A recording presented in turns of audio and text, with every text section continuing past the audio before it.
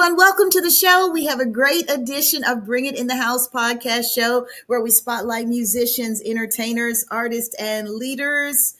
I'm your host, Millie Mills, and we have a great, super talented musician in the house.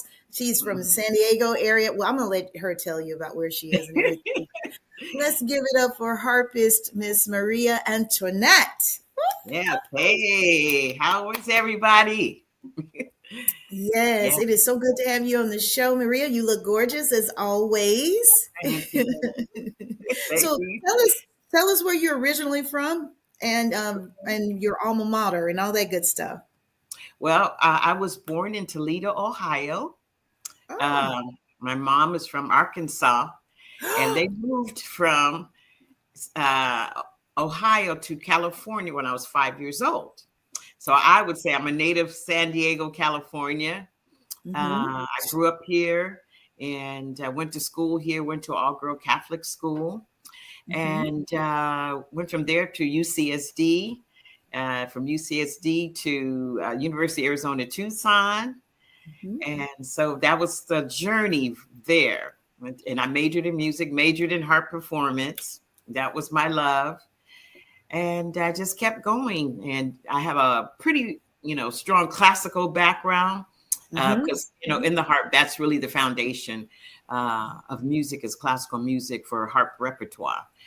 But as time went on and I was out there doing stuff, I thought, you know what? I want to do the music I grew up with. I want to do some R&B, smooth jazz, funk, soul. And there was harpists out there doing it, but not like I wanted to do it. Maybe straight ahead jazz, which is good. But I love, like the contemporaries, Prince, Luther, Earth, Wind and Fire, Foreplay. None of that was really being played in harp repertoire. So I just found it an opportunity, and I got with a wonderful producer here in San Diego who had an amazing band. I don't know if you're familiar with the band called Fatburger. They were huge on the West Coast, and really they're the ones who almost started smooth jazz. Okay. So I was fortunate enough to be in the same neighborhood with those guys. And I said, hey, you know what? I want to go into smooth jazz. I want to, but I don't know how to do that.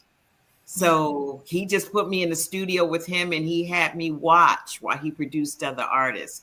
I didn't even know how an album comes together, but that it was like another whole learning curve to watch to see if they lay down the percussion and then maybe the strings and then the vocals and all those layers. Is like making a cake. And at the end you got a cake and you mix it all up and then you have the final product. So for about a good year and a half I just watched in the studio and saw all these amazing musicians come in and do their thing, and I thought, wow, okay, let's see how we're going to do this. So I learned a lot. And he always told me, he said, as a musician and an artist, you always have to have something to say. What are you going to say musically? What is your message? So I had to think about those things. So here I am 3 albums later, getting ready to release my 4th one this year, 2025, titled Fierce. Titled Fierce, and fierce she is. Oh my gosh. We're going to check out some of her one of her songs a little bit later in the show, but we want to just talk a little bit more about you guys. If you just join us, this is of course the beautiful Maria Antoinette from the California area. She's a harpist. She is like really, like making a lot of noise and just really like out there in that entertainment industry, just really getting rave reviews. I was reading earlier that back in December, right around Christmas, right before the Christmas break, you performed at I believe it was in Nicole Brown, Yvette Brown's wedding. Yeah. Right. That was epic. Entertainment Tonight was there, People Magazine there. And of course, we had all the Black actresses damn near in Hollywood in the house. It was a totally star-studded event, and I played the reception. And it was at the Beverly Hills Hotel. It was in Beverly Hills, but at the Marymount Hotel. And it was amazing. And let me tell you, we partied like it was 1999 after all the cake and the garter and all that stuff. And I played during dinner as everybody was eating. So that was wonderful. And after we did all that, we had a great time. So, and it was just like I say, it was star studded. But you know what? That has been my life probably the last, I want to say 5 years that I have I like penetrated that group in that A-list in LA. And so kind of passing me around, like I did Vanessa Bell Calloway's daughter's wedding. And then from there, you do one thing, you do another thing. One door opens another door. And next thing you know, here we are, Yvette Nicole's wedding, and so that's how it happens. And I read the producer, Jimmy Jam, was there. Oh, yes. And that was a treat. I know. I just seen Jimmy Jam in Minneapolis. I was out there. They flew me out there to Minneapolis to do a concert for one of the oldest and only Black newspaper out there on the East Coast. And so they had a big gala. So they flew me out there to play that. And Jimmy Jam was in the audience. So I got to meet him then. And so then when I walked into the wedding reception, he goes, Maria. And I heard somebody call me and I stopped. I'm like, oh my God. And so he talked and his wife was saying, we were like, when you were playing, we were like, isn't that the girl that was in Minneapolis? And he said, yeah, that's Maria Antoinette. So anyway, so just I can tell you so many stories. It was amazing. But a great event. Yes. I know Jimmy Jam is one of my, favorites. We all seem like we know him, through Janet Jackson and some of the other big artists that he produced, SOS Band and so many more. He and Terry Lewis is the duo. Yeah. Amazing. They're a beast. They're just a beast. Yes. We just have to do a song for me. That was going to be my next question. I mean, did you guys manage to arrange some kind of, deal where you get to work with him? Well, I tell you, I put it out there. I sure did. And so we're going to let the gods, make that manifest. That's I told them, I said, me and this harp, let me tell you, it would be epic. So we'll see what the future holds. Yes, we'll see what it holds because you're doing so good. It's doing so well. I saw on your Facebook page where your song This Christmas, you did the rendition and it was on Spotify. It was like for 52 weeks. Or no, let me see. Let me get that right. Over 52,000 streams in 5 weeks. Am I right?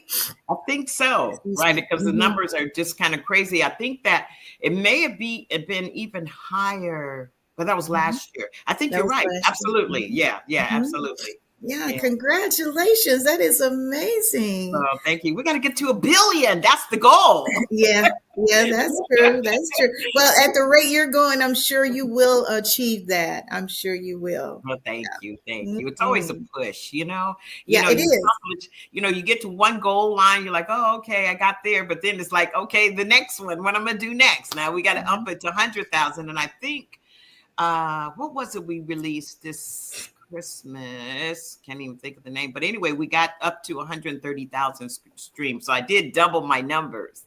So that's very, very cool. 130,000. That is amazing. Yeah. So Maria, did you come from a long line of talented musicians in your family? No, let me tell you, this is a story because people always say they go with their artists in your family. And I'm like, no, I came from a family of entrepreneurs. Yes. My brothers and my sister all have their own successful business, but I was the artist in the house. I was like the different one. And when I came home from school after being exposed to the harp, I told my parents, I said, they had a harpist come to the school today and demonstrate. And that's what I want to do. And they were like, what, a harp? Because you have to remember that in our community, there was no harp. We didn't see that when we went to church or growing up and they're like, why you want to do that? I go, it's so beautiful. So he said, well, we're not going to pay for no harp and we're not going to pay for no harp lessons because Black people don't play the harp. So this was a journey that I had to do on my own and figure it out. And with my teacher that demonstrated, I became her student. She showed me how to get a harp and rent one. And I started taking lessons from her and the harp came in the house and they thought, wow, okay. And I just practiced. And maybe a couple years later, I was playing at church. The bishop Yeah, I mean, he says he found out. He goes, "Why don't you come and play for us in Communion Vespers?" So that really kind of opened the door. So I would come play Amazing Grace or the Lord's Prayer, uh, Mm-hmm. and he just really encouraged me. And so that was a beautiful thing. And so he just said, "Keep going, keep going." And so, they say that you just need one person that That's believes in it. you and your journey. Yeah. And so he was that one person at that time that said, "Keep going." So I did. Yeah. Yeah. And look at you now. And and it's so interesting that you say that about that push, Mhm. because that's what we a lot of times we avoid. When it gets too hard, we don't want to push Right. forward. We want to shrink back. But that's the Right. time, we should push forward. Yes. Right. And Absolutely. yeah, Absolutely.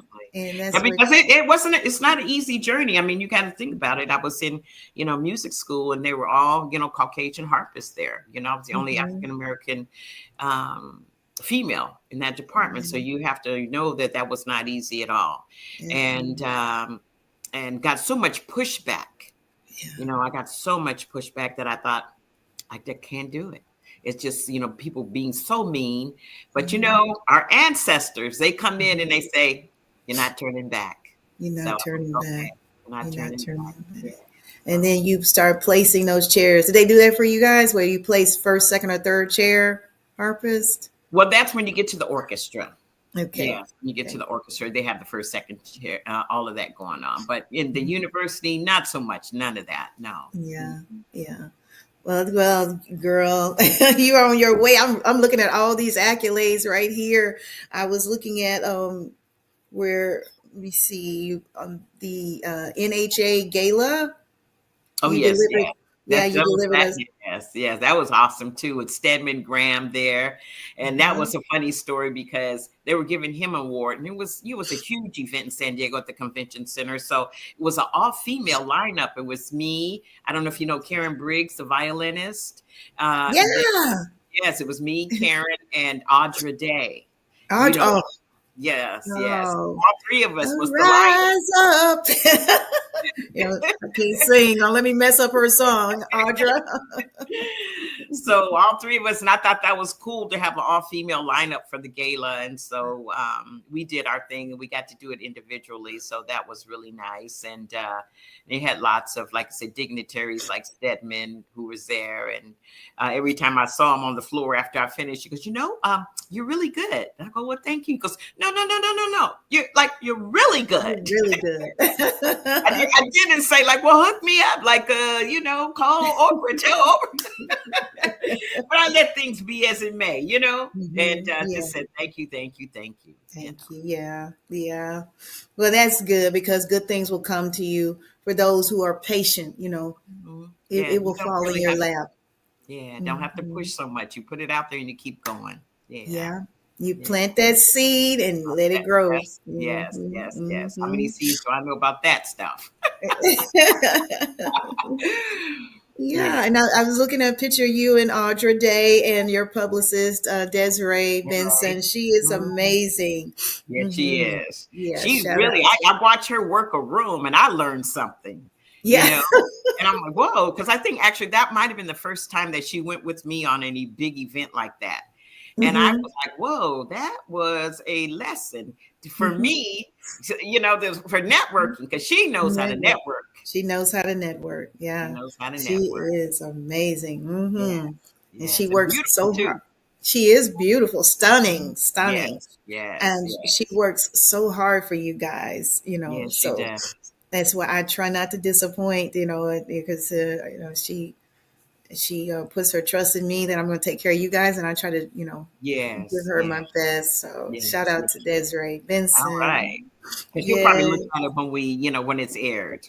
Yeah. Uh-huh. Yes, Mhm. of course. So tell us about your latest project, your latest work that you're doing, who all you worked with, and all of that good stuff. Well, I have the most wonderful producer, first of all. And so my last song that I just released was Africa. In fact, that was the song that got close to damn near 140,000 streams. And I was number one on the top 100 smooth jazz global charts with Africa. And Africa is original tune, and it's really, really special. If you get a chance, go on YouTube, type in Africa Marie Antoinette.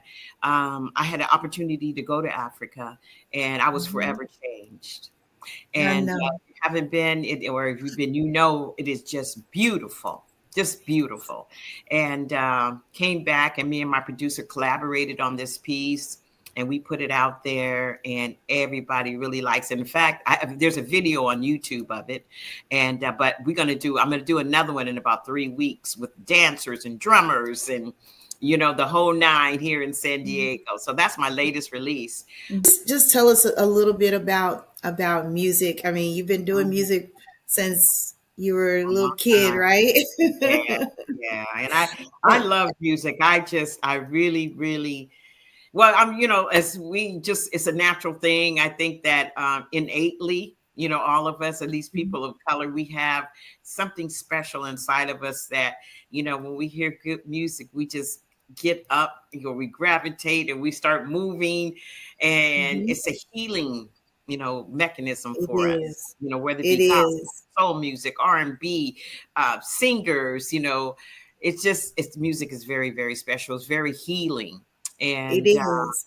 Yeah. I read your quote. Your quote says, music has a unique ability to connect us, heal us, and remind us of our shared humanity. I love that. Yes. And it's true. It's really true. I mean, you know, let's say if I didn't know you, you didn't know me. And then let's say you came to a concert or something and I played Luther, and you'd be like, oh my God, you know, it instantly connected us because we both we love the music. And then music has a powerful magic about it. So like, let's say you heard the Luther song, it would instantly take you back where you were at that time. It's like you time travel with music. And I don't know if you've had this happen, but it happens to me all the time. If I'm driving or and then I hear a song I haven't heard in like 20 years. And you know, every song, every lyric, every word, you go, how does that happen? It's been 20 years or 10 years since I heard that. How does that happen? I know every word to that song. So I know, because we were in the store the other day and we heard Sunday, Monday, Tuesday, Wednesday, you know, the Sherelle song. Right. Yeah. And we were like, man. Yes. I knew exactly what it was. Yeah. So I definitely get it. And we were going to try to, speaking of Luther, you had done a rendition of one of his songs, I believe, So Amazing. So amazing. Yes. And I have to tell you, let me just tell you the story on the Luther song. Well, I have a friend of mine. She, an African-American woman, owns her own insurance company in Los Angeles. She was getting married. So she called me up and she goes, Maria, she goes, I'm getting married. And she goes, I want to come down the aisle on an R&B song, male. She goes, what can we do? I'm like, I don't know. Let me look through, you know, the repertoire and pull up some R&B male artists and see, you know, what we can do. So anyway, I looked at Kim, I looked at Smokey, I looked at, you know, a lot of the R&B artists. So and I ran across Luther and I went, So I started going through his stuff, and then So Amazing popped up. I thought, you know what? That's the song. So because melodically it works beautifully on the harp. And so I called her up. I go, what do you think about it? She goes, that's it. So I'm like, okay. So I did a harp arrangement of that. And so then when she came down the aisle and when she got up front, you know, I was playing, you know, it was So Amazing, you know, solo, and everybody started clapping. And I went, I need to record that. So record it, and you did. Recorded it, yes. And you know what? Look on YouTube for that one as well, because there's a video on that, on So Amazing on YouTube. You're going to love that one, that video. Yes. So how did you feel when your song Africa hit the #1 chart? I mean, how did you hear the news? And tell us how all of that worked. Well, my the radio owner of the radio station for Smooth Jazz Global called me. And she goes, hi, Maria. I'm like, hi, Sandy. How are you? Fine. She goes, did you know that Africa's #1? I'm like, what? She goes, yes, it's #1. I'm like, oh my God, on the top 100. I go, that is exciting. So I was excited. I go, yes, because you think about it. I'm a woman of color. I play the harp, and for the harp to be number one is Yeah. epic in Yeah, itself. it's epic. Yes, it's Like I epic. said, all my career, I've gotten so much pushback. No, not the harp. No, no, no. Until they hear it, they're like, "Oh my God!" So to me, that was a milestone. But it was my second milestone. I had another song a couple of years back called "The Overture," and that was number one for 13 straight weeks. And again, they called me and said, "Maria, did you know?" I'm like, "What?" So, there have been some really cool things. And, I called my honey and he goes, "Okay, we'll celebrate." And so we did over the weekend, got some champagne and toasted. And so that was very cool. Yes, yes. It's Well, exciting. It's exciting. I'm sorry. Very excited. As you should be. Introduce your song to the world. Okay, which one we got coming up first? Africa. Okay. All right, ladies and gentlemen, what you're about ready to hear is number one on the Smooth Jazz Global Charts, an original tune titled Africa. Enjoy.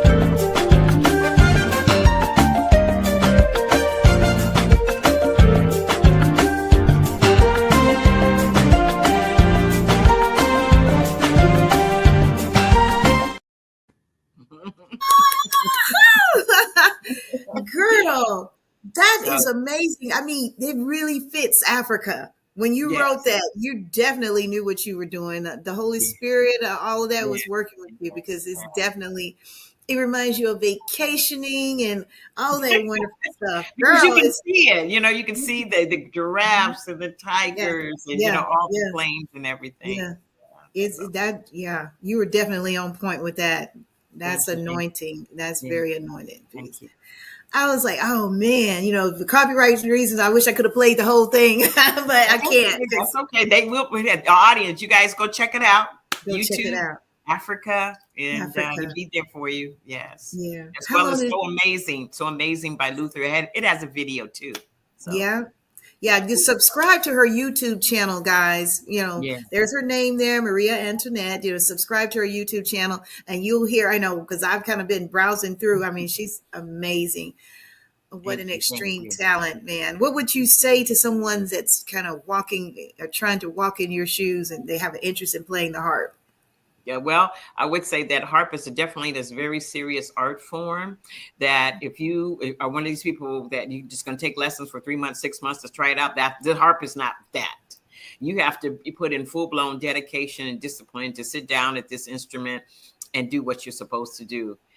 Because it is very technically demanding. And if you're going to be playing professional, you're going to have to put the time and the work in. There's no way around it. It's not easy at all. It's one of the most difficult instruments to play. And then secondly, to my audience, people don't know that harp had its earliest beginnings in Africa. In the Sudan, Egypt, Mali, Ethiopia, you find some of the oldest harps on the planet. It was not in the form that you see today, but there has been a migration with the influx of the Europeans on the African continent. They took that and took it to Europe, Ireland, where they made the harp their national instrument. But again, the beginning, we always say, the further you go in history, the blacker it gets. So. And this is Black History Month, so thanks for giving us that Black History moment. So yes, and then in Egypt, the girls, you probably seen picture of a bowl type of harp. The sisters, they had the braids, and it's like you can see, and they're standing there playing it, and they played before the pharaohs, and so the harp goes back for the royal court, and just religiously, spiritually, I should say, in different parts of the country, the harp is used as a healing modality, and it's just amazing. Yes. And not only is she talented, she is so wise, and she's so intellectual, so articulate. This is a beautiful lady. Well, I love, as you can see, I love to talk and I love to read. So that's kind of one of my hobbies. But just I enjoy communicating with people. And when sometimes they have me come to the schools, like I have to do a Black History program in one of the schools next weekend, and bring the harp, and I'll play for the kids and explain to them and I just love it with the kids because they're so authentic and so excited, and they're really attentive, and they're listening to every word, and they're so smart too. Yeah, they ask a Q&A part at the end, and they have great questions. Do you sing as well as play? I do spoken word. Spoken words. Okay. Yeah. Can you give us just a little sample of your spoken word with your harp? Well, shoot, didn't even play for that, but I could probably just do some improv with the harp. But the spoken word, it's a whole nother level. I have one called Warrior Princess. Well, now we want to hear the harp, so if you could just give us some. Okay. Just, yes. Let me see what we want to do. Ladies and gentlemen, this is Maria Antoinette. Ooh, she is amazing.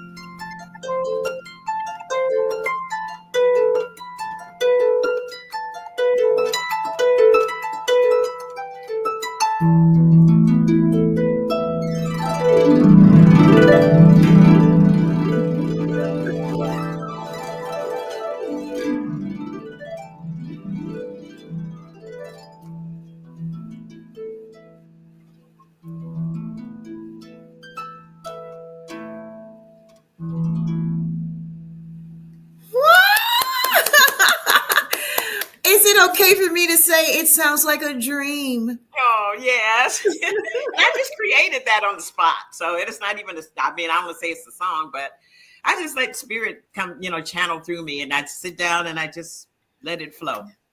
Oh my goodness. Yeah. And it did. It really flowed. It was like, wow, it's so soothing. It's amazing. Where can we catch you next? Where's your next stop? Friday, I'm going to be in Beverly Hills. I'm doing a big gala for West Angeles Church. It's one of those big mega churches. And they combine with the CDC. They're doing a gala for the Center City Development Corporation. I think it'd be about 4,000 or 5,000 people. So I'm going to be playing during dinner. So that's next Friday. And then Saturday, then I do the presentation for the kids for Black History Month. Then Sunday, I fly to Sacramento for the Black Expo. And I'm their special guest artist through their gala. So I'll be playing for them. And I think I'm going to get an award. The guy told me he's going to give me an award. So I'll be in Sacramento on Sunday. So Friday, Saturday, Sunday, I'm booked. And I have my calendar on my website. So, just stuff always comes up every day. And something exciting. I can't really probably say right now. That just came through this week, but I may be doing a tour. But it's a special tour. So, but we'll have to, when we get that solid, we'll have to come back and talk about that. Yes. I would love to see you when you're coming to Austin, Texas. I don't know what kind of promoters I need to, if you know any promoters down there where you're at, I can send them to my EPK. Do you have festivals like Austin festivals, jazz festivals during the summer? Oh, there's festivals every weekend here. This is another music capital city. Austin, Texas is one of those music cities. They got South by Southwest every year. Okay. We have a whole you got the Pecan Festival. You got all kind of festivals that go on every year. So let me do my homework and get with Desiree. Okay, we can send out my EPK to the promoter.